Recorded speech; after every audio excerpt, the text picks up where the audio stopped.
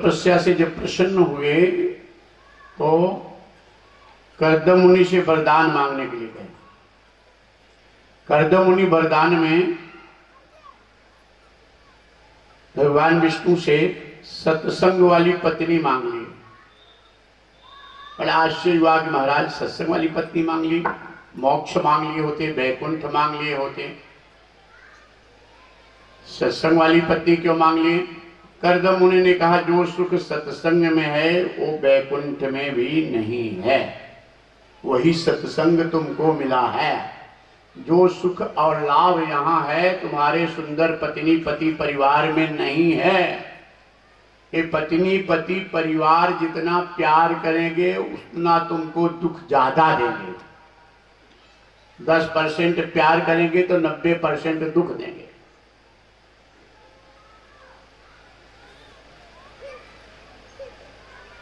ये बात मजा नहीं आती होगी, हम जान रहे हैं, लेकिन सच यही है।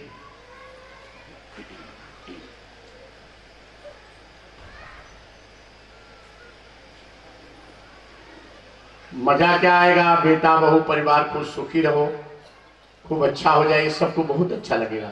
और ये आशीर्वाद है, ये तो अपने आप हो जाएगा। जब भगवान से तार जोड़ोगे तो अपने आप हो जाएगा। नारायण जब सब अपने भक्तों को सुखी देखना चाहते हैं तो तुम्हें दुख कैसे हो सकता है? तार जोड़ लो परमात्मा से, प्रभु से तार जोड़ लो, और उनसे तार जोड़ोगे तो सब। तार जोड़ने का साधन सत्संग है। कर्दम मुनि कहते मुझे सत्संग वाली पत्नी दे दो।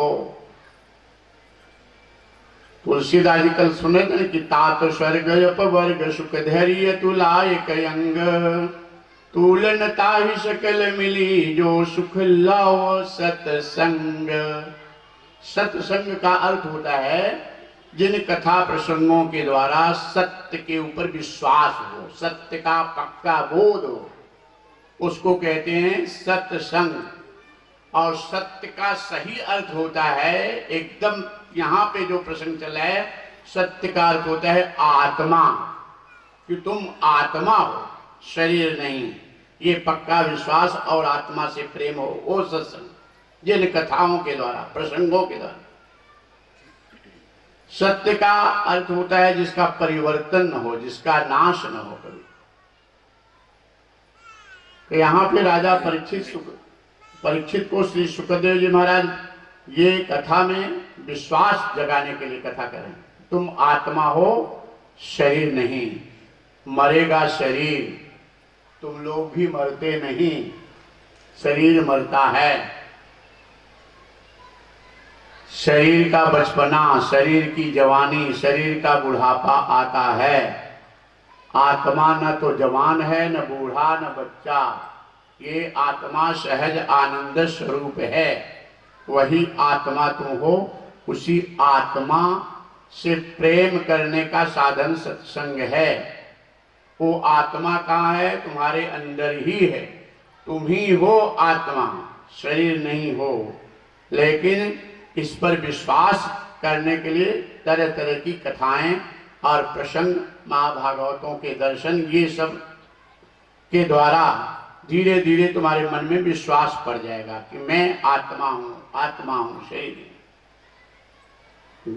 जा दिन सूरदास जी लिखे कि जा दिन मन पंछी उड़ी जई हैं, ता दिन तेरे तनु तरुवर के सबई पात झरी जई हैं।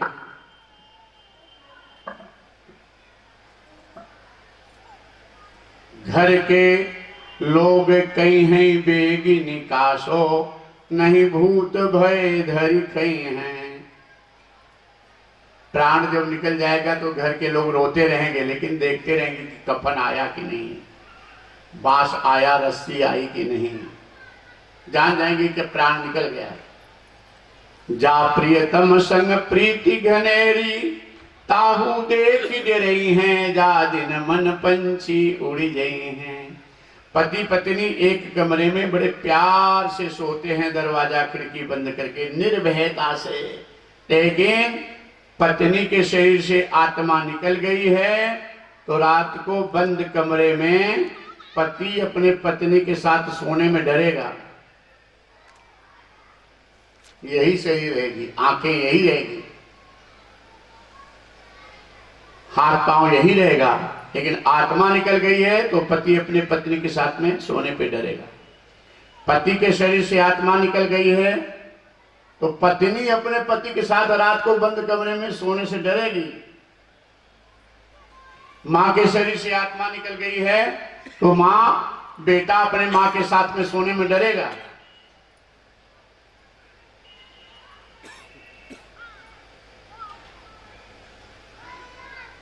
भाई भाई के साथ में सोने में डरेगा। सत्य है कि हम आत्मा हैं, तुम आत्मा हो। ये भागवत में यही श्री शुक्र अमर कथा है, ये जो कथा श्रवण करें।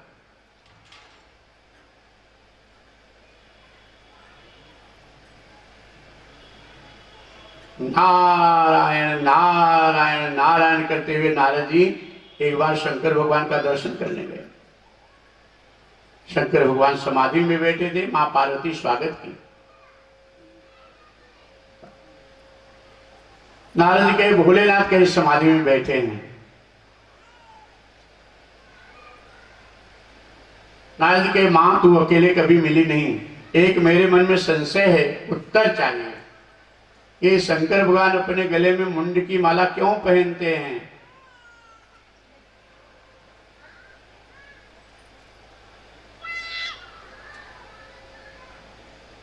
किसकी है? मां पार्वती कहेगी नारद ये तो मैं भी नहीं जानती।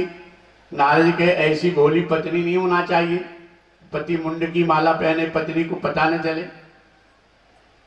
आज उठेंगे तो हमें पूछ करके बताना।